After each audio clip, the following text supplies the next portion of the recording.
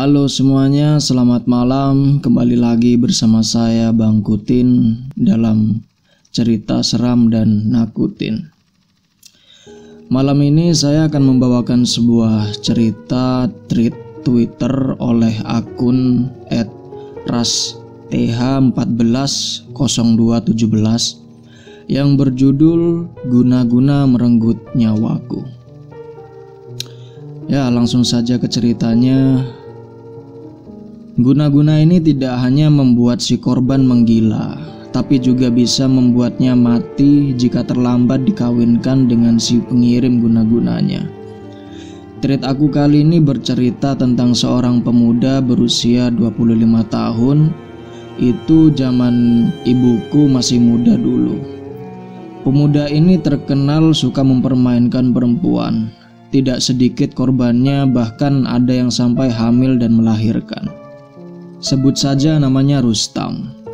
Dia ini merupakan anak dari orang tua perantau dari luar pulau. Sukunya nggak usah aku kasih tahu di sini ya.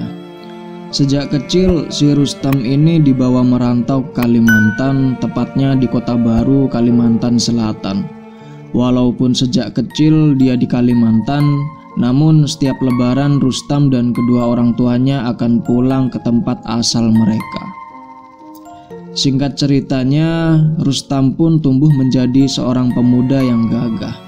Dan tanpa sepengetahuan kedua orang tuanya, ternyata Rustam ini juga menjadi lelaki yang tidak baik dan tidak bertanggung jawab. Karena wajahnya yang lumayan tampan, dia dengan mudahnya memacari gadis-gadis mana saja yang dia suka. Sempat suatu hari, dia bertemu dengan seorang gadis yang bekerja sebagai penyulam. Nama gadis itu adalah Maya. Kebetulan Maya ini teman ibu aku sewaktu di Banjar. Maya ini ikut tante atau acinya ke Kota Baru untuk merubah nasib atau bekerja. Karena keramah tamahan gadis itu, tentu saja Maya disukai banyak orang. Dan dalam beberapa minggu saja Maya sudah sangat akrab dengan gadis-gadis lain di situ. Lalu suatu hari, "Maya, kamu sebaiknya jangan dekat-dekat sama si Rustam," ujar salah satu temannya. "Iya Mai, si Rustam itu suka main perempuan, sudah banyak yang jadi korban," sahut yang lainnya. Maya hanya tersenyum, lalu menjawab, "Setiap manusia kan bisa berubah. Lagian apa salahnya kita berteman?" jawab Maya.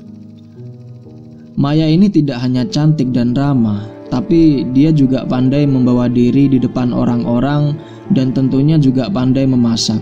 Namanya juga gadis desa. Beberapa bulan kemudian, keakraban Maya dan Rustam semakin terlihat. Bahkan ada yang bilang kalau mereka berdua sudah berpacaran. Malam itu rumah tantenya Maya kedatangan tamu yang ternyata mereka adalah orang tua Rustam. "Ada apa ya Pak?"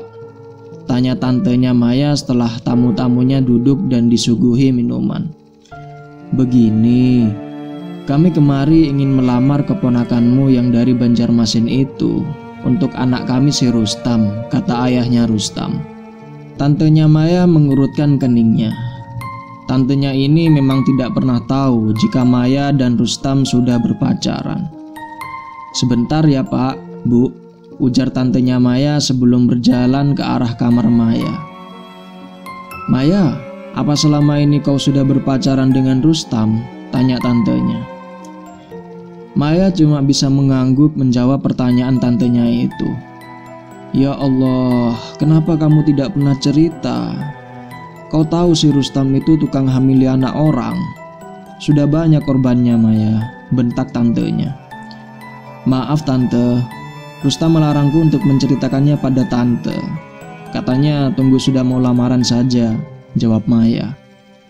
Setelah mendengar jawaban keponakannya itu, tantenya Maya pun keluar dari kamar keponakannya tersebut. "Maaf Pak, Bu, tapi keponakan saya ini sudah dilamar orang dari Banjar. Jadi kami mohon maaf sebesar-besarnya karena tidak bisa menerima lamaran ini," ucap tantenya Maya. Mendengar ucapan tantenya tersebut, kedua orang tua Rustam pun bergegas pergi tanpa pamit meninggalkan rumah itu. Lalu keesokan harinya, Maya dipulangkan paksa oleh tantenya ke Banjarmasin. Disitulah awal mula bencana besar yang mengakibatkan kematian Maya. Setelah kepulangan gadis cantik yang malang itu ke kampung halamannya, dia mulai bertingkah aneh.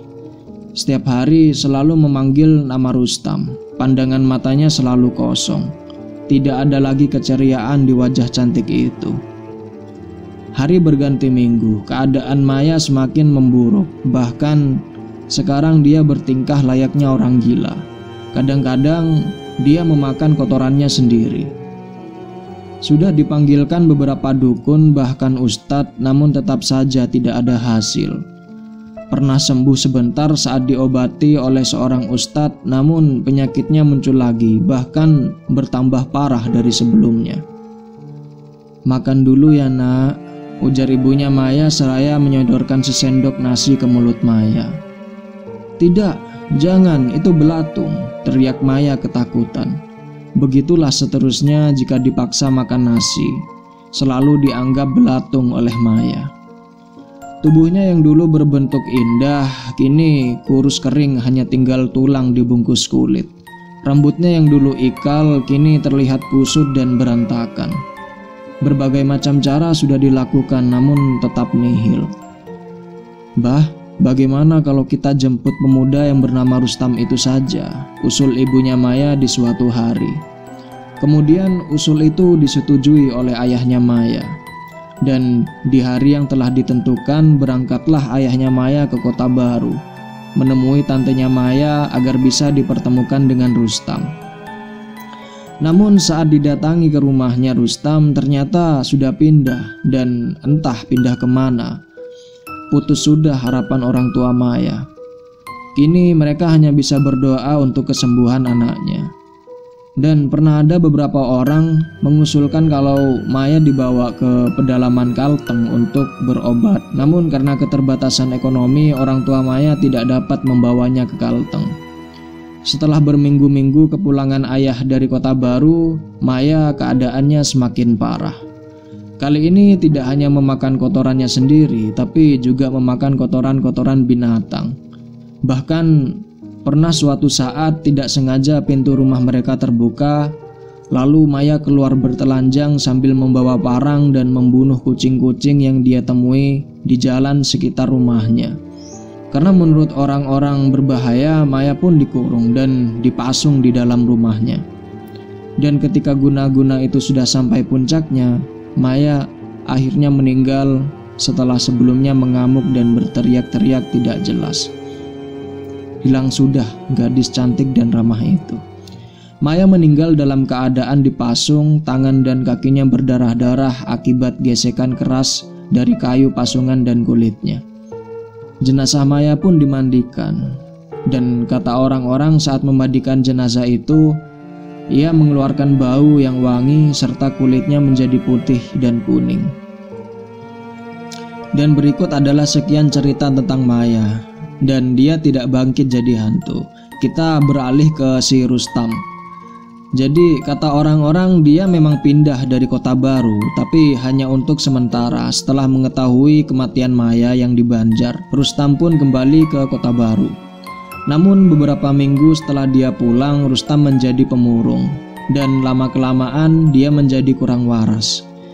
Kata orang yang pernah mengobatinya, dia terkena guna-guna. Entah siapa yang mengguna-guna, yang pasti bukan dari pihak keluarga Maya. Karena seperti yang aku katakan sebelumnya, mereka memiliki keterbatasan ekonomi. Jangankan untuk mengirim guna-guna, untuk mengobati Maya saja mereka tidak mampu. Semakin hari Rustam semakin parah. Bahkan dia sering berjalan di jalanan sambil membawa senjata tajam. Pernah juga sewaktu dia berjalan, ia mengancam seorang bapak-bapak tua dan menggunakan senjatanya. Setelah kejadian itu, orang-orang ingin si Rustam ini dikurung di dalam rumah. Namun kedua orang tuanya tidak mau menurutinya dan berjanji kalau anaknya tidak akan melukai orang-orang. Namun sebuah musibah terjadi. Rustam yang sudah gila itu menghajar ayahnya sampai meninggal. Setelah kematian ayahnya, Rustam pun dipasung di ruangan dapur. Siang dan malam sama seperti almarhum Maya. Bedanya Rustam diikat cuma kakinya saja. Hingga suatu hari Rustam tanpa sengaja meminum cairan racun, entah racun apa yang berada di dekatnya, dan Rustam pun meninggal.